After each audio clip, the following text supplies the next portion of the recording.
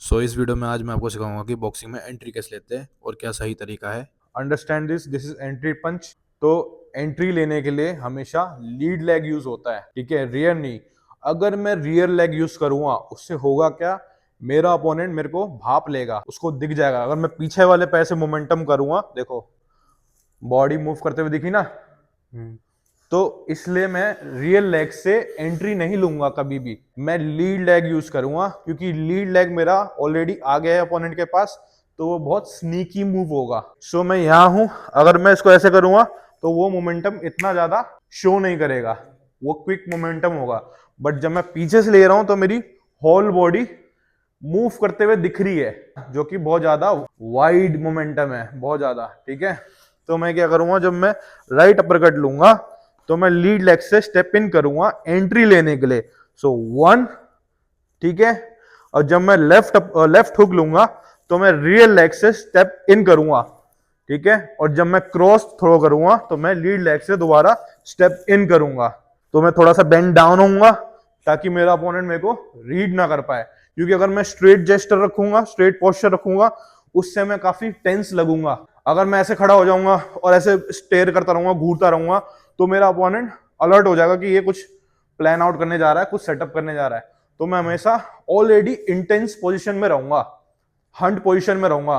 So this is Hunt position, ये hunting position है, ठीक है। हंटिंग पोजीशन है और बहुत डिफेंसिव पोजीशन भी है और अग्रेसिव पोजीशन भी है, ऑफेंसिव भी है, डिफेंसिव भी है। क्योंकि इस पोजीशन से मैं स्लिप कर सकता हूं, वीप कर सकता हूं, पुल भी कर सकता हूं, ठीक है। मैं एंगल्स भी क्रिएट कर सकता हूं, ठीक है। मैं साइड एंगल्स भी ले सकता हूं, मैं बैक में भी जा सकता हूं, मैं साइड कंट्रोल भी ले सकता हूं। मैं हमेशा हंटिंग पोजीशन में रहूंगा। और जब मैं लोड अप करूंगा तो मैं लीड लेग से एंट्री लूंगा, 1 2 3, ठीक है, ना कि रियल लेग से। क्योंकि अगर मैं रियर से लूंगा सो बूम, देखो मैं वहीं पे हूं, मैं अंदर नहीं घुस पाया ज्यादा, है ना।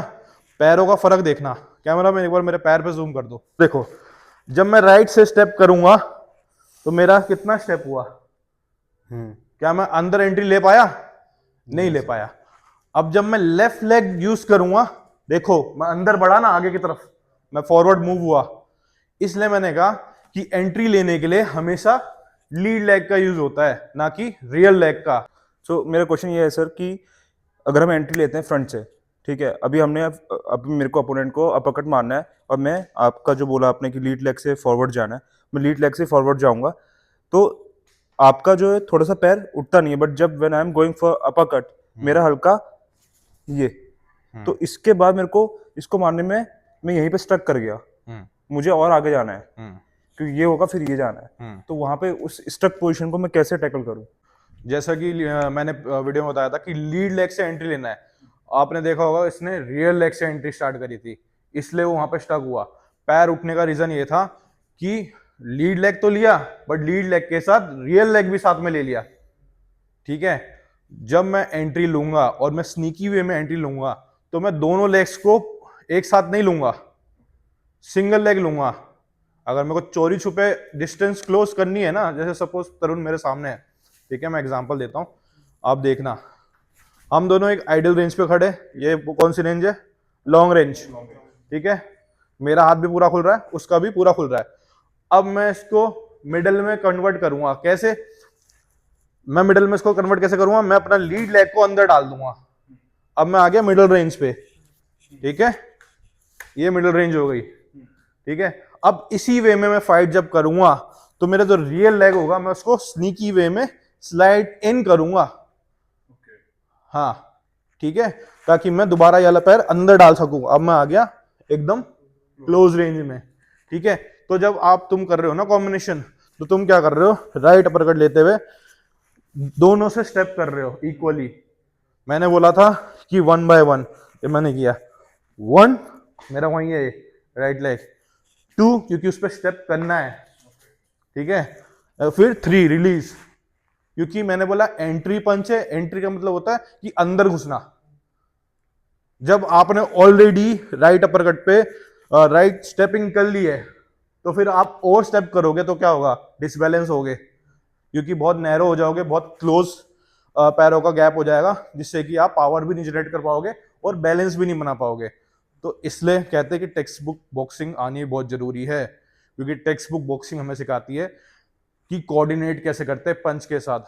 अक्सर क्या होता है, जैसे तरुण ने आज आके मेरे को अर्ली बोला कि सर जब मैं पंच मारता ना तो कभी क्या होता है मैं सिर्फ हाथ खोलता हूँ, तो कभी क्या होता है पहले मैं स्टेप कर लेता हूँ फिर मैं पंच मारता हूँ। वो इसलिए होता है क्योंकि आपने टेक्स्ट बुक बॉक्सिंग को ढंग से नहीं सीखा होता है। अगर टेक्स्ट बुक बॉक्सिंग ढंग से सीखी होती तो इक्वली स्टेप करते और सेम टाइम पे पंच भी करते, मतलब हाथों का और पैरों का कोऑर्डिनेशन सेम होना चाहिए, समझ रहे हो? चाहे आप सेम साइड से स्टेप करो या डायगनली स्टेप करो, समझ रहे हो? चाहे मैं स्विच करके क्यों ना करूं, इक्वल टाइम पे सेम टाइम पे टाइमिंग मैच करनी चाहिए पंच की और पैरों की। जब मैं स्टैंडिंग पंच मारूंगा वो एक डिफरेंट फॉर्मेट है जो मैं आपको अगली वीडियो में बताऊंगा।